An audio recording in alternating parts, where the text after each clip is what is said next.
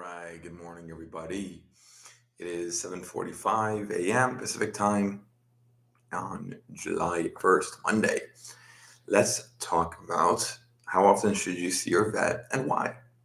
So, the reason why I want to bring this up now is because people are, of course, struggling financially to be able to see their vet, and if they're having financial struggles, well, then typically the pet's care gets put to the side because the people's care comes first, and you got to pay your bills. Um, so it can be a bit rough. So we'll talk about how often you should see your vet in an ideal situation, and of course you have to make that fit your life, of course. And then we'll talk about what to kind of expect in general when you go to the vet. Now, this is all intended to be on scheduled checkups, routine examinations, not when your pet is sick or injured. How often should you see your vet? Well, when you have a new pet, a puppy or kitten, and they're due for vaccinations, you go to your vet as soon as you get that new pet and get them checked out. And then from there, they're going to tell you when they want the vaccine regimen to start and for and what and to what and how you should anticipate it. Vets can be a bit different with this because there's always new guidelines coming out for vaccinations, and not every pet needs every vaccine. Not every vet believes in every vaccine in terms of like your pet needing it. Some are required by law, or one is required by law, rabies. The other ones are not, and so all these factors determine when your vet will see you for vaccines and how often, and then when that'll finally end. In general, the goal is to get your dog and cat vaccinated for rabies, which will be the final vaccine you'll receive by the time you're ready to spay and neuter them. And typically, I believe the earliest it would be for that would be 12 to 16 weeks of age, somewhere around there. So your pet will receive the first round of vaccines, and then every 3 weeks, 4 weeks, they'll get the second round, and then find the third round. So typically in 3 rounds, there might be more rounds, might be less, depending on your pet.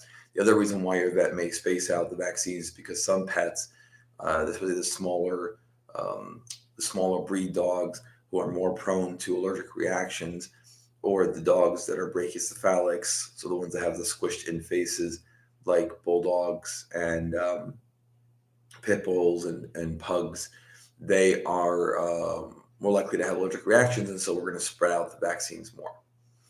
So that can change how often you have to go to the vet and for how long to get the vaccines.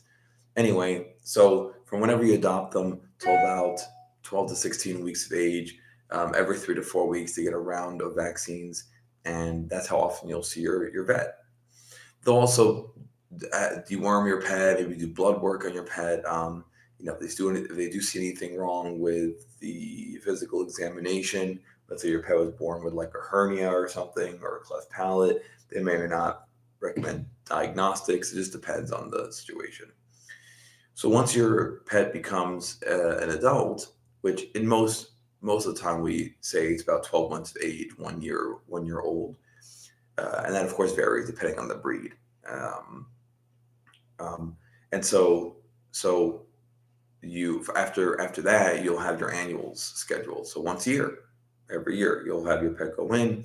Typically, the bare minimum is going to be the physical examination and the blood work. That's gonna be every year, every year, every year.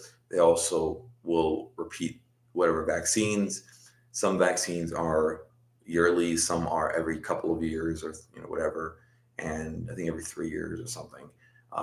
Some veterinarians will recommend vaccine titers, so it's a blood test to see whether or not your pet is protected against that disease they're trying to vaccinate for.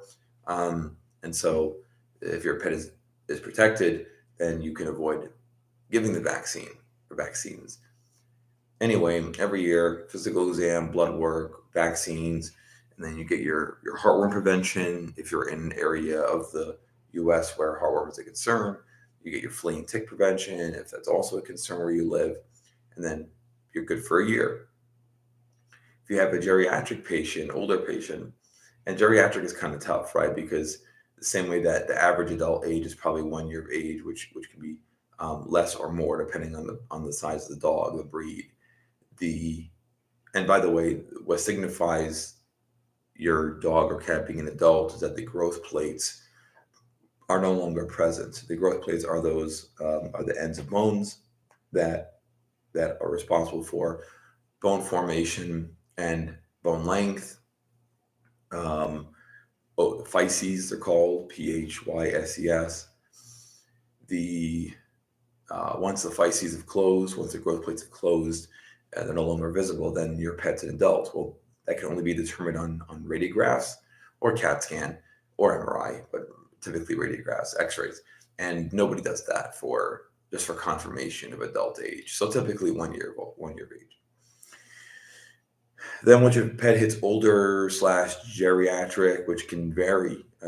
If you have a smaller dog, geriatric can be as late as 10 or 12 years old. If you're dealing with a large breed dog, it could be 5 or 6 years old. So it just depends. But let's say 8 years old to be somewhere in the middle. Then you're going to want to see your vet biannually. So you want to see them every 6 months, twice a year, for the same thing: blood work, physical examination. Obviously, not vaccines, because there's no vaccine that I know of that's given less than every year, a year apart. But physical exam and blood work. And the idea behind that is that the vet wants to make sure they don't miss anything that's creeping up on your older pet, because older pets get problems as they age, of course. And so your vet wants to make sure that things are okay. And so physical exam, blood work, and then whatever from there. And then that's what you do until your pet passes. And so, obviously this is a massive, not just financial commitment, but also time commitment. And typically when people are struggling, that's the first thing to go, is their preventative measures for the pets. They don't get the heartworm, the flea and tick, they're not getting vaccinated, they're not getting checkups done. And so, you end up losing out on that. But you have to do what you have to do within your lifestyle, within your budget. And then, of course, the final timeline for when to see your vet. I have two more timelines. Number one is during euthanasia. If your pet is getting towards the end of their life and they're suffering, the quality of life isn't good, then, of course, you'll make an appointment to see your veterinarian to discuss that. And if everybody agrees, then you'll put your pet to sleep there or at a later date. But that'll be the last appointment, of course, that you'd have.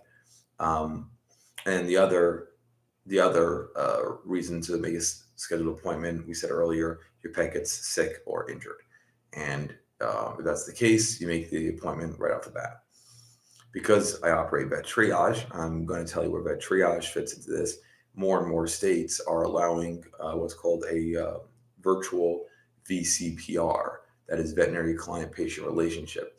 And currently, or before virtual care became a common entity in the veterinary field, the VCPR can only be established in person between pet owner and pet and doctor.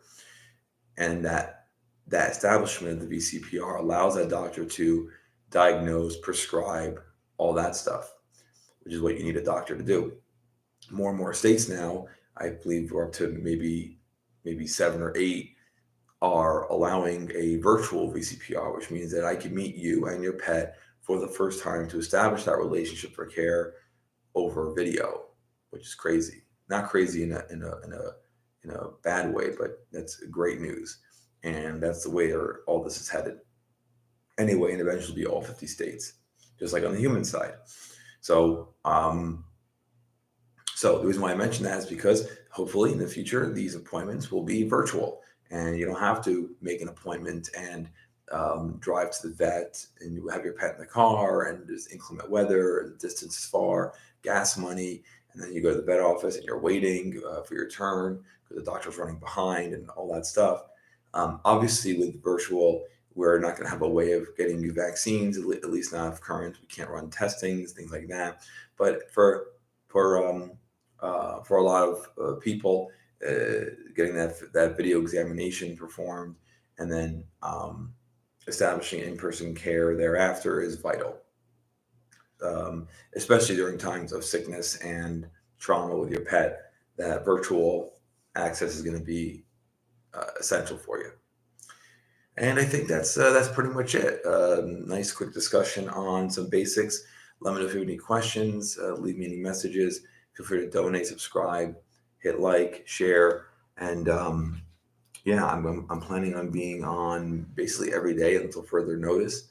So I'll be on tomorrow, Tuesday, July 2nd, for another tantalizing video, and we'll see you guys there. Take care.